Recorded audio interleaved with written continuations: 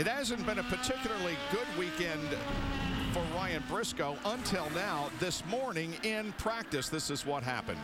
Yeah, I'm not sure how you do this and not hit anything. That's really Very a good nice job. Yeah, he had the presence of mind to turn the wheel the right way to get the car turned around and pointed in the right direction. So he dodged a huge bullet right there. Marty? And guys, he's out doing this with the thumb, the right thumb that has torn ligaments in his right thumb. And he said it's actually worse this week. Ryan Briscoe will come to pit road this time, and some very, very impressive laps for Ryan Briscoe on that last stint, because they didn't fall. The Reds did not fall off as much as his teammate Will Power earlier. Kevin? Alex Tagliani is in for his final Sunoco fuel stop. He finished 6th at St. Pete. He's got a good run going here today. Scuffed Reds, these are a little bit faster, but they've got some wear on them. We'll see if he can last, and the tires will hold the rest of the way. And Kevin, you could really see that it's the final pit stop. It takes longer for the fuel to get in on the final pit stop. They just waited and waited and waited for all that fuel. Last year was Fast Motorsports. Sam Schmidt Motorsports is the owner of the car driven by Alex Tagliani. And I should say the reason is it's a gravity system, so therefore if there's less fuel in the tank, it takes longer to fill. Tagliani pulls back out onto the racetrack in front of Oriol Servia as now Ryan Briscoe, the leader, comes in, Marty. Well, a moment ago, we heard Marco Andretti say it's fun when you're out there on Reds and everybody else is on the primary tire. Ryan Briscoe was able to get a 4-second gap there on Ryan Hunter-Reay. He will come to pit road. He wants no changes on the car. It will be a set of scuffed red tires and no chassis changes for Briscoe, and enough fuel to make it all the way. Now you must wait on the fuel to make sure that you're good to go. Ryan Briscoe heads back out on the racetrack. 8.3 seconds. Good stop for Ryan Briscoe. So while this is happening, Ryan Hunter-Reay has got to be out there just standing on it. This is the opportunity you want to try and get every last little ounce of speed you can out of it. And what's also important is your outlap.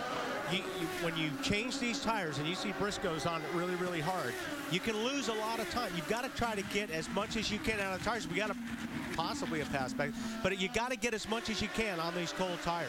So you can either gain or lose time depending on, how aggressive you are. And every lap that he does, he has a light fuel load and he has hot tires. And look what's happening for Briscoe. He's got to be careful around other cars because his tires are not up to temperature and he has a heavy fuel load. So while he's doing that, trying to be careful, you have a Ryan Hunter-Reay that is on it. Light car, getting every lap he can. And the idea is that he comes in, comes out, and then jumps for the lead if it works. That's 4 seconds is a pretty big jump. I think he would be really happy if he could get close to Briscoe when he finishes his pit stop. Ryan Hunter-Reay, the 4th leader of the race. Will Power has led 27, Briscoe 24, Tagliani 4, and Ryan Hunter-Reay has led the last 2 laps. And here is Franchitti into the pits. Right front wing up, 1.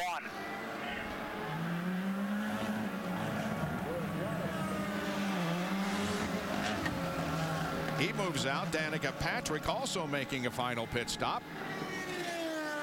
50 miles an hour down to pit out. As back up front, it continues to be Ryan Hunter-Reay and Will Power, who have not made their second pit stop yet. Let's see if they pit on the same lap or Pit whether. on this lap, Ryan. Pit on this lap. There's the answer to that one. Let's see if Power stays out or if he comes in too. Power stays out. Oh. Lindy. Well, Ryan Hunter-Reay's crew cannot afford to stumble on this pit stop.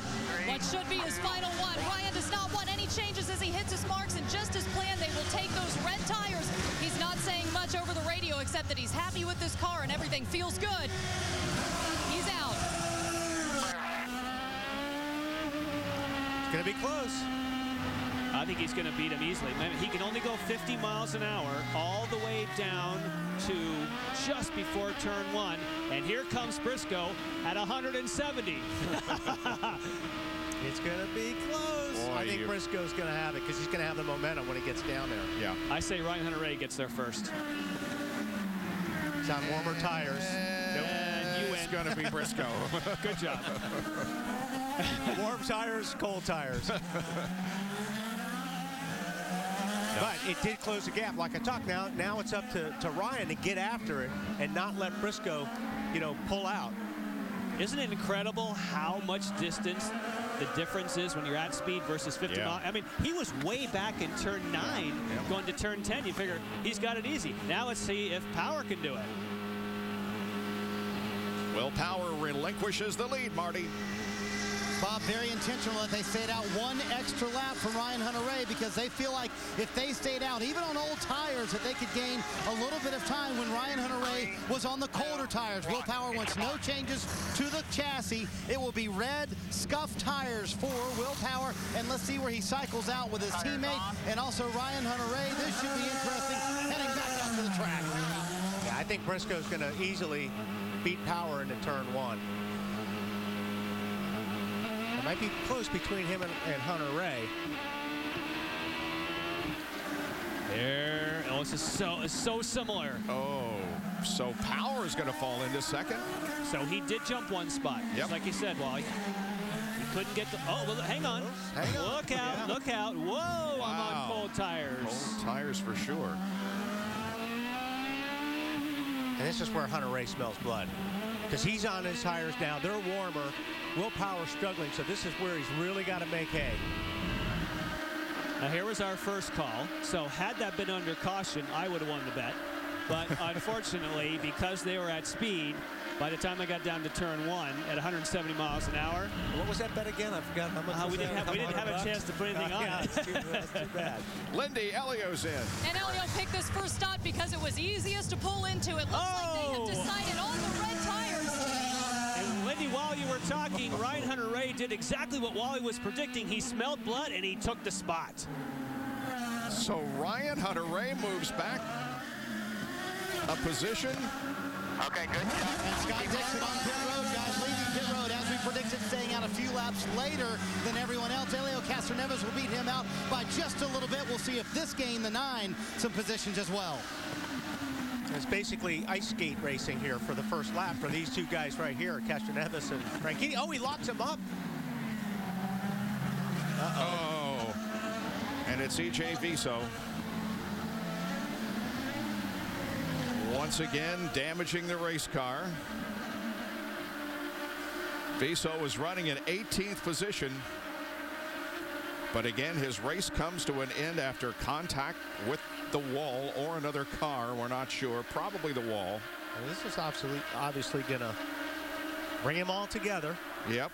After everybody's made their stops. Another 2 abreast restart. Or hopefully. That'll be yes. Hopefully it'll be a 2 abreast restart. They need to tune that restart up, that's for sure, as well as the main start. Again, I think it's because you come off the final corner at 28 miles an hour. It just takes a long time. And you know, it actually hasn't gone. We keep saying, oh, this will bring them together. They haven't gone full course yet. This is still considered a local. He's right there at pit entrance. They could probably get this out of the way. Yeah, yes, they can. I believe you're right. All right, here's how it happened. That's Ray Hall passing Danica Patrick, and then there's going to be contact between Patrick and Viso. He turned down on Danica on that one. That was his fault. Yep. So he made contact with both a car and the wall, but no full course caution. No full course caution. We remain under green here with just a little more than 20 laps to go in the Toyota Grand Prix of Long Beach. Live coverage this afternoon on Versus.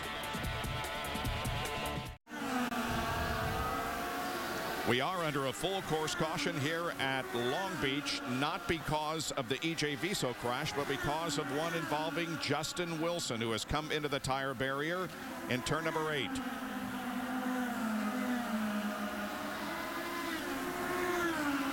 I'm going to go with he got hit again. Yeah, here's the on board.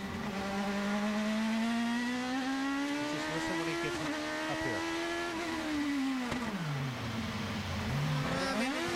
Yeah, well, that looked like Hildebrand. It looked like Paul Tracy to me. You think? Yeah. Nope, you're right. It is Hildebrand. Yep. Well, in any case, it's not good for Justin. No, it isn't. We can agree on that. Second time for Justin. It's too bad. He had he was really fast in practice.